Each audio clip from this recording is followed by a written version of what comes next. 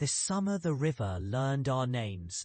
I was 12, and the old house at the edge of the pines kept time the way a grandmother keeps secrets, softly, with a look that says, "You'll understand one day, but not today."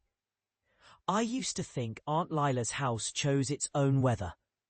On mornings when the sky pressed pale and yellow at the horizon, the boards would sigh as if they were listening to something far away. And by afternoon the rain would arrive on a threadbare door like a cat wanting to come indoors.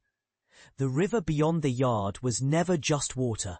It wore voices, and if you stood still long enough, you could swear it called you by a name that wasn't your own. We learned to answer only with breath and patience, because in that place, time wore a different skin. The memory opens for me with a ritual we kept like a prayer. Nell and I, who were not sisters but might have been, would steal into the attic after supper, when the house still smelled faintly of lemon oil and old beeswax. The attic was a chest of weather, spines of light that leaked through the dormer, and a trunk that smelled of rust and rain and paper. Aunt Lila had told us the house remembered the names of every child who had ever whispered to its walls. And that memory could be kept tidy only if you offered it a word back. So we would press our foreheads to the cool plaster near the ceiling, listen for the house to murmur in a language we only half understood, and ask a question we were afraid to ask aloud. The answer would come as a tremor, a shiver through the beams, a sigh from the floorboards, or sometimes just a moment of perfect quiet that felt like the last note of a song. Nell and I had a name for that quiet. The breath between two heartbeats, when the world holds its breath with you. Nell was older by a year and wiser in the way children try to be wise when they don't know the questions they should ask. We weren't rich, but we believed the house could be generous if you treated it with gentleness.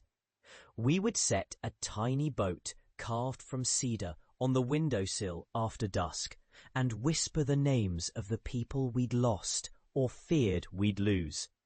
The boat carried a secret across the wind and water, a deal with the living walls. We would keep our mouths soft and our hands steady, and the house would keep us safe in return. That was the summer of Nell's brother Jonah's absence. He hadn't vanished in a storm or died in a hospital. He'd simply stopped showing up tidy in his room. A laugh that could rattle the downstairs window.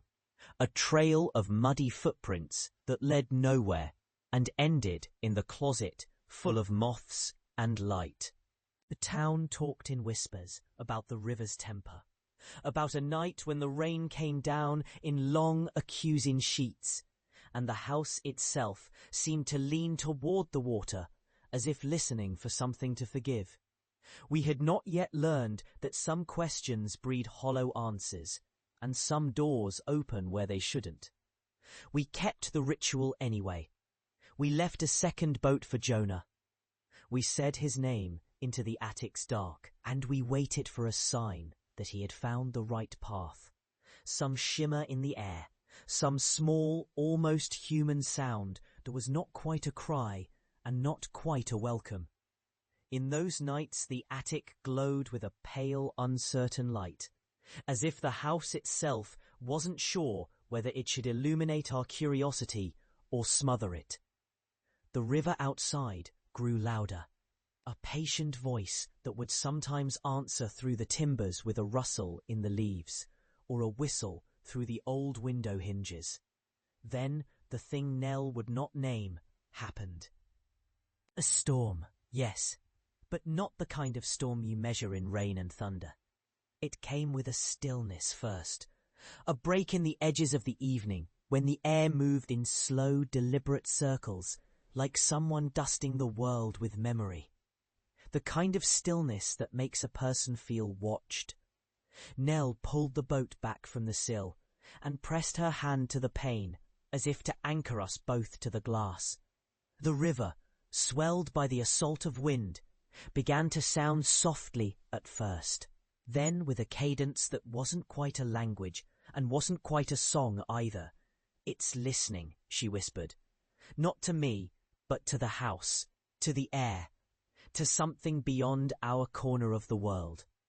That night Nell's name appeared again, but on the house itself, not on the river. I don't mean handwriting on a wall. I mean a presence, the sense of someone stepping into the room, even though there was nothing there to step into it. The attic latch clicked by itself, and a draught pressed through the crack, as if a hand found its way through the wood and drew us toward a truth we weren't ready to face. When we stood to leave, the air tasted of pennies and rain, and the boat on the sill spun once, then stopped, as if it had listened and then obeyed. Nell and I grew older in the months after that night, but not wiser. The house aged with us, each room unfolding another layer of memory we could not quite negotiate, like a map that kept folding itself into new shapes.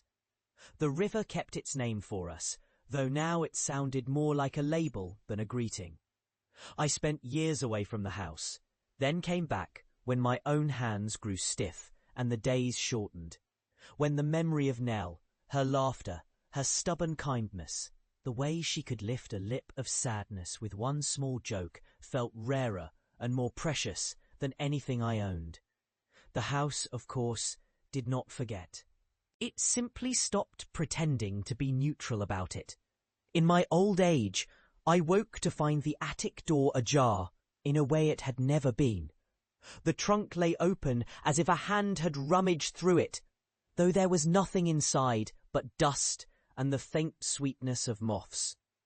A scrap of paper lay on top of a ledger of names, yellowed with age and rain, written in a hand that was not mine, yet felt intimately close. It bore Nell's small, precise script. The kind that never used a letter it didn't mean, and it said simply, "You came back." I did not understand. The handwriting might have belonged to Nell, or to someone who wanted to sound like her, but the note's sentiment was too exact, like a whisper from a room you once shared, a thing you hear when you stand close enough to your own memory to feel a tremor in your bones. There were other pages tucked into the ledger too, and they all spoke in that same careful cadence. A name here, a date there, a reminder that this attic had once preserved every breath we had ever tried to forget. It wasn't long before the attic revealed its other treasure, a small door behind the shelf, a door we had never noticed as children, a seam in the wall that looked as if someone had pressed a finger to it and left a mark that time could not erase. The door opened onto a stairwell that led downward into a space I had only glimpsed in dreams, a room that shouldn't have existed except in the stories Aunt Lila